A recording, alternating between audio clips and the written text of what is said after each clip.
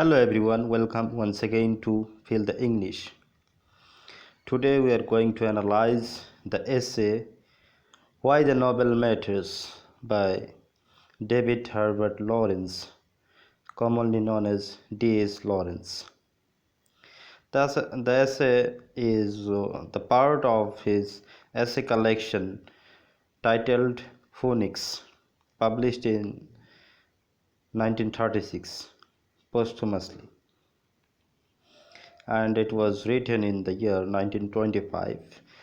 The essay was published long after the death of D.S. Lawrence.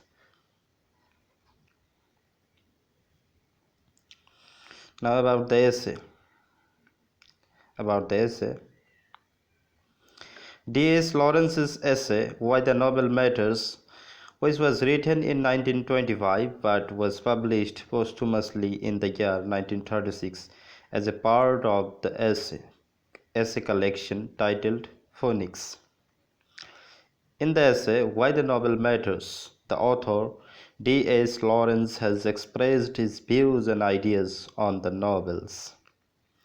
He believes Nobels as the books of life that can lead human beings to enjoy and live life to the fullest. He believes Nobels as the most effective and whole part of human life, as Nobels represent and boost the complete life, not a part of it.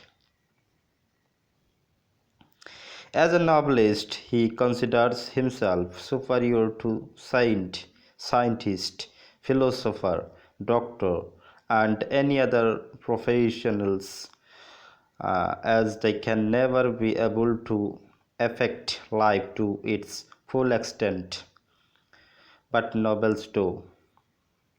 He has put his views and logic in a very logical way with the help of contradictory and comparison presentation of different subject matter.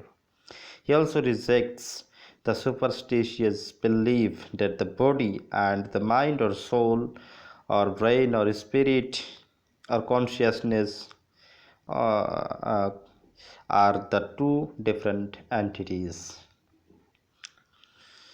According to him, the integration of the body and soul or mind is greater than the single or the part of them. Now we have to know D.S. Lawrence's prose style.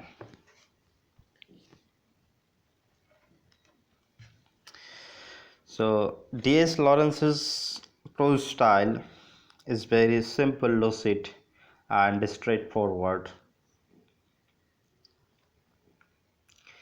His thoughts are simple and logical in nature, but he lacks in the superiority of the use of grammar.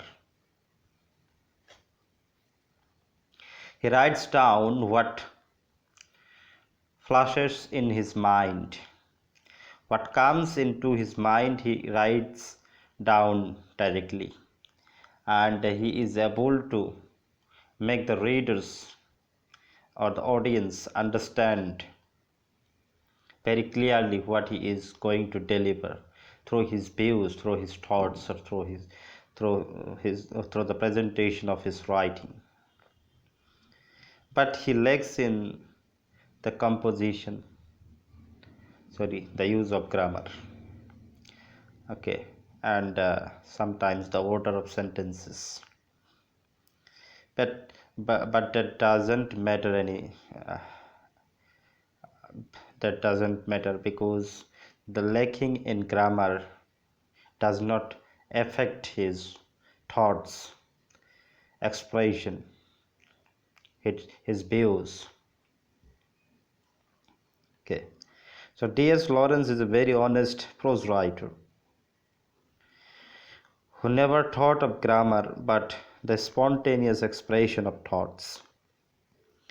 He always maintains the spontaneity of thought and views His argument is simple, lucid, and straightforward. Basically, he presents his views through the spectacle of contradiction to make a matter superior to or less than another matter. Sometimes he presents his views and argument without any contradictory analysis, but in most cases he does so. He expresses what comes in his mind and directly make a conversation with the audience in the form of prose writing. He never cares for grammar and sentence order that the most prose writers do, but even he is one of the greatest prose writers whose contribution in the field is praiseworthy.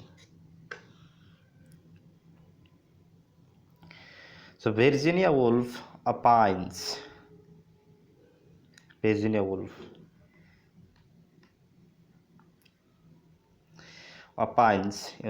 Woolf is one of the greatest writer in the English literature,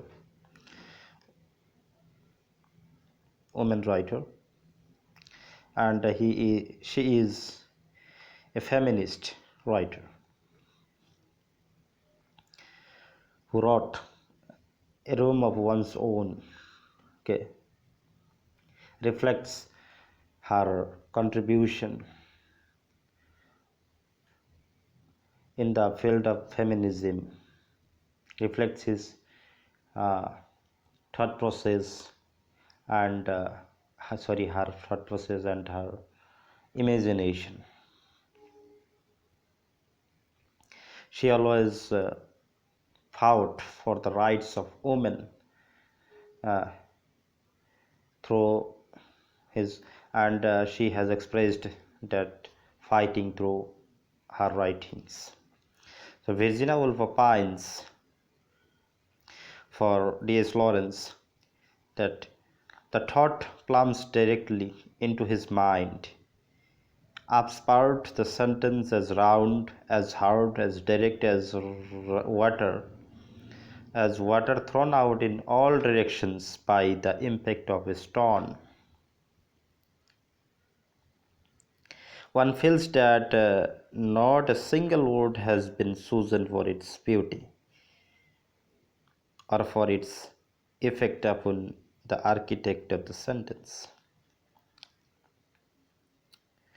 Due to the unserious use of grammar, Edward Albert has criticized Lawrence by saying, if we judge Lawrence's style by the standards of the meticulous artist, with finely attuned ear and an eye for accuracy of detail of grammar, we shall often find him lacking.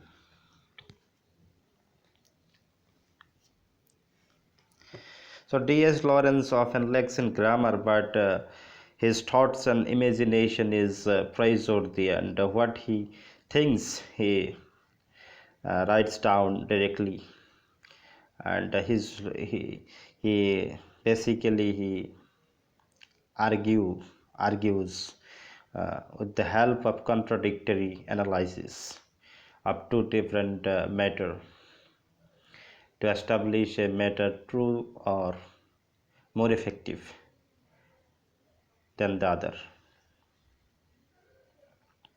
So now we will discuss what has been expressed, what has been uh, reflected in the essay Why the Novel Matters by the essayist D.S. Lawrence. So Why the Novel Matters, the title suggests you the whole essay is about novels, importance of novels in our life, impact of novels in our life, and why the novel matters. In the essay, D.S. Lawrence has tried to make us understand the importance of novel. Through the contradictory analysis, he begins the essay with the rejection of the thought or the superstitious belief that the body and the mind or brain or consciousness or soul or spirit or whatever said to be are the two different entities. He rejects the thought completely. He has made us uh, understand the importance of the integration of our life, that is the integration of the body and the mind or spirit or soul or consciousness. Uh, so he rejects the concept that the body and the soul are two different entities,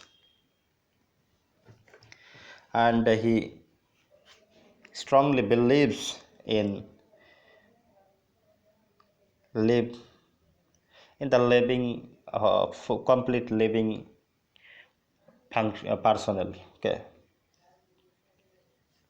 so a live man and a live woman, and a live animals and others. So life is centered in the aliveness, uh, in the liveliness, not in the dead.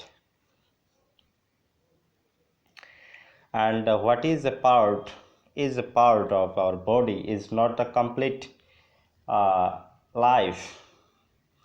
When we say a hand, ear, eyes, or any part of our body, that does not mean that hand is life, but though it possesses life in it, the cells are alive, but it is functional without the direction of the brain or mind, and brain or mind is also functionless without the hand.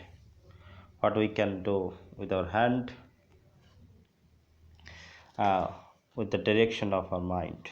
So one is interrelated to every parts of our life are interrelated to each other. No one is greater than other. So the completeness of life has been given importance in the words of D.S. Lawrence. He says an alive dog is better than a dead lion, but on the other hand, an alive lion is better than an alive dog that is live, cast living, that is life.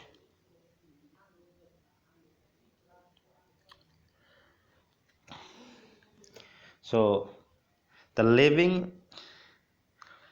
life is meaningful when it is alive.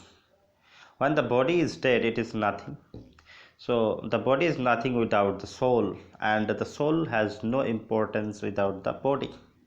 Both are interrelated, and both are importance for us. That is the completeness of life. He strongly rejects the views of scientists and doctors because they put one part of our body or animal or whatever plant and take the part under the microscope, and they said that it is me. How it can be me? So the part of is not me. Part can never be me alive, but the whole integration, the complete integration of body and the soul and all the parts, it is me alive, not the part of me is me alive. That is the part of me.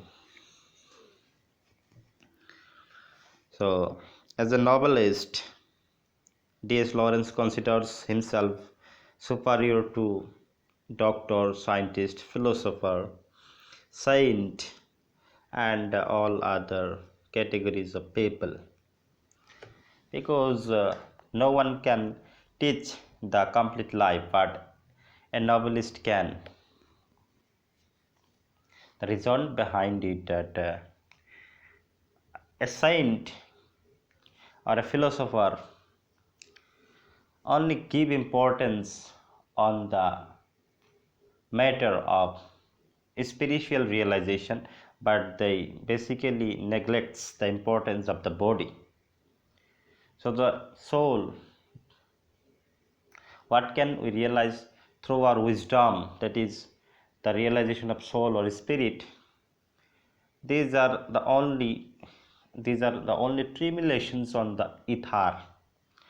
They have no any function in our life without the use of body. So they are therefore neglected. That does not mean that they are minor in our life. They have importance in our life. What they did, the importance of a doctor, saint, all philosopher, okay, all these persons are important in our life, but they never get the complete whole. But a novelist can get it, because the novel teaches us the life, how to live the life, the situation, every situation of life, the completeness of life has been uh, taught in the form of novel. The characters in the novel plays our life. The characters in the novel play our life, and we can enjoy the completeness of life through the novel. In While D.S. Lawrence considers himself uh, superior to a saint, he refers to Francis of Assisi, who punished his body. Uh, Thinking that the punishing the body will save him from the damnation, and the spirit is superior to the body. But while he was dying, he could realize the importance of the body, and he was apologizing uh, for that. He did a great mistake punishing his body, thinking that the body has no importance. T.S. Lawrence, in the essay, he considers the Bible as a great confused novel, because it is the Bible that talks about human life, man and woman, live man and a live woman, a live man and woman. So it is all about life. What is in the Bible? It is from the beginning to the end. It is about the life of Moses, Jesus, Moses, Isaiah, Jacob, Jacob, Isaiah, Joseph, Abraham, okay, Noah. All these persons are men. Okay, so the Bible is about man and woman, and even the Lord. The Bible talks about the Lord. It is also a man, alive. So the Bible is a great confused novel, because it talks about the wholeness of life, the way of life.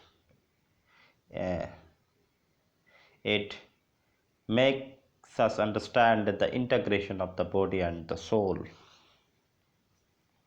So he considers the Bible as a great confused novel. He does not. He respects Nobel and Nobelist and himself as a Nobelist, but he never says that Nobel is life, but novels are the books, the bright books of life. Hmm. And books are not life. Books are the tremulations on the tremulations on the ether. But it is the tremulations on the ether that can teach you the complete life, that can teach you the way of life, the experiences of life, and so on. So that is why Nobel is considered as the greatest thing in your life, because it matters. He also says nothing is absolute. Nothing is absolute. Everything flows and changes. What is right in one situation may not be right in the another situation. It may be false. It may be untrue in the another situation or condition. So everything flows and changes. Nothing is absolute in the world. So the novel matters because in the novels characters play your life and you enjoy your life to the fullest. You can teach the life throughout the novel. You can enjoy your life throughout the novel. So the novel matters because the novels are about life, about yourself, about you alive, about the wholeness or completeness of life.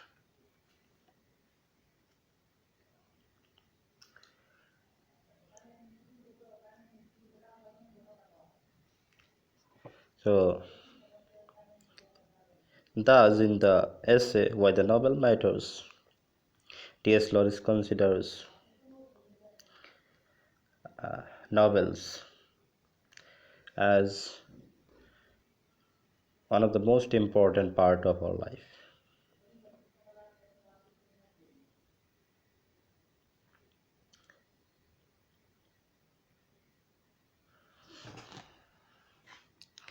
So the novel matters because novel teaches us life.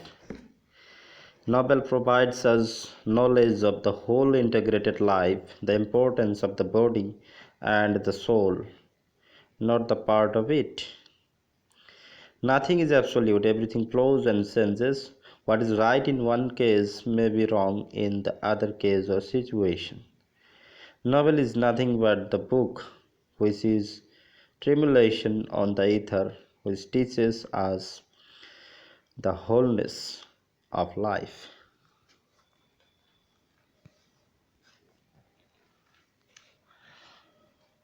So, why the novel matters is an essay,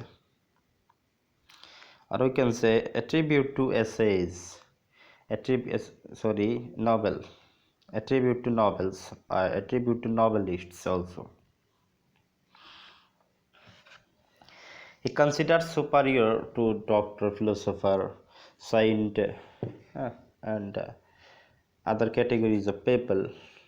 That doesn't mean that he is neglecting these people, but he is making us understand the importance of novel and novelist, how novel affects our life. Life is not about one portion of our life, that is wisdom or body, uh, or a part of our life or soul. It is the integration of all. The whole is greater than the part. The whole is greater than the part. So thus the novel matters.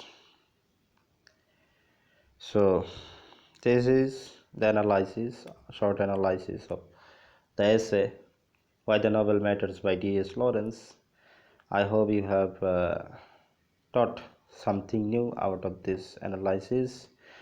So if you like this video, don't forget to hit the like button. You know the hard work we have to go through to make such video presentation.